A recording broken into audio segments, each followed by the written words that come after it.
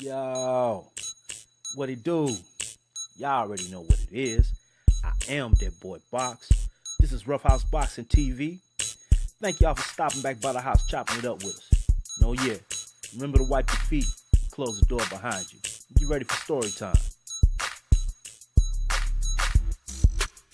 Now, once upon a time in a land far, far away called California, there was a company named the Oxnard Group. This company was well known for making puppets and breeding fighting roosters. One day, the company decided they wanted to merge their products and have the best of both worlds. They decided they'd turn this task over to the Garcia division. So the Garcias got their best craftsmen together and worked day and night on a suitable design.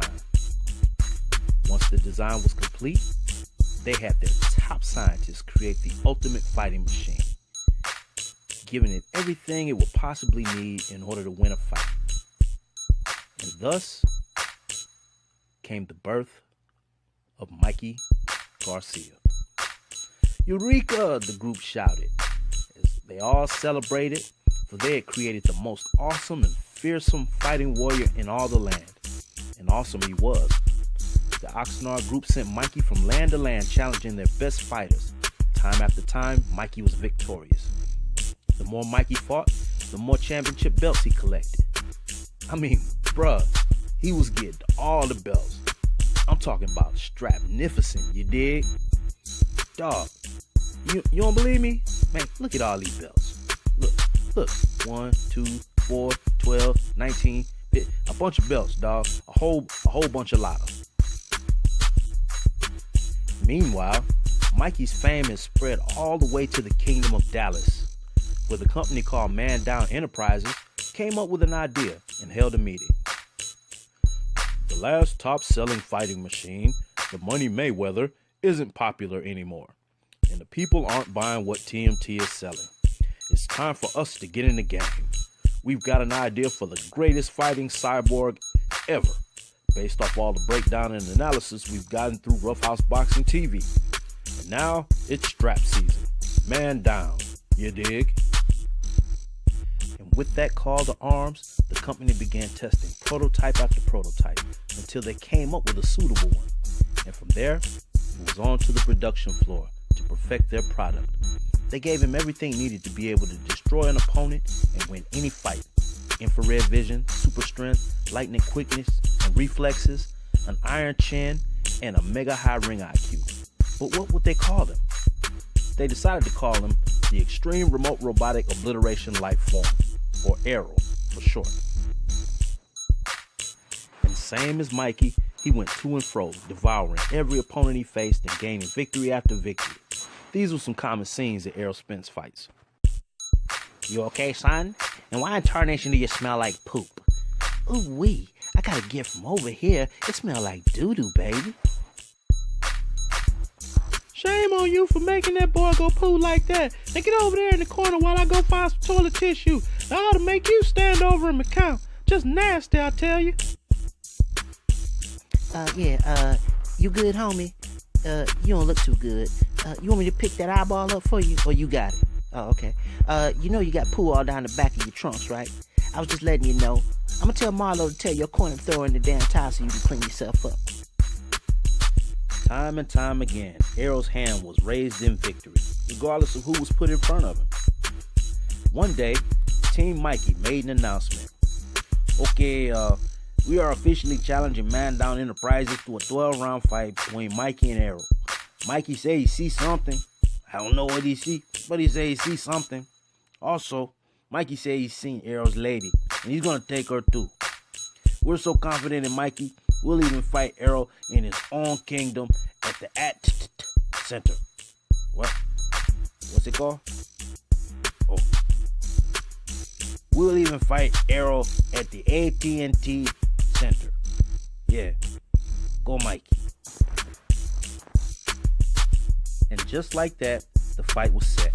Mikey versus Errol in Dallas, Texas, at the AT&T Stadium, aka Cybertron. There was plenty of festivities leading up to the fight. You can see the two fighters posing for a historic picture with the ancient, wrinkled-faced wizard of Cybertron, known to many as Optimus Prime. Both fighters even were presented ceremonial Cybertron garments. Finally, fight night came. The buzz in the air was electric. The smell of fried chicken wings, tacos, and combat excitement filled the air as both champions marched to the ring. But for one of our fighters, the walk should have looked more like this. The opening bell sounded and the fight was on. Mikey came out bouncing on his toes, looking to use his timing, fundamentals, and counterpunching to win the day. As he shot his jabs, the Mikey fans in the crowd roared. But something happened early in the fight. Little known to Mikey was the fact that Errol was not programmed for his usual saber-toothed tiger mode. But Man Down Enterprises had instructed Derek James to download enhancement files and data from the Block fam and install it onto Errol's mainframe, and it worked beautifully.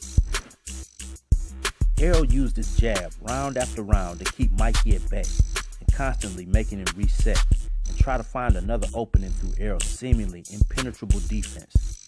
He also worked off the jab with looping left hands around the guard and thunderous shots to the body from the left and the right side. I mean, he was killing it, boy. Boop, boop, boop. As the rounds wore on, Mikey became more confused, frustrated, and discouraged. No matter what he tried, Errol had a perfect countermeasure and answer for it, all the while failing time after time to get inside on Earl without taking severe punishment.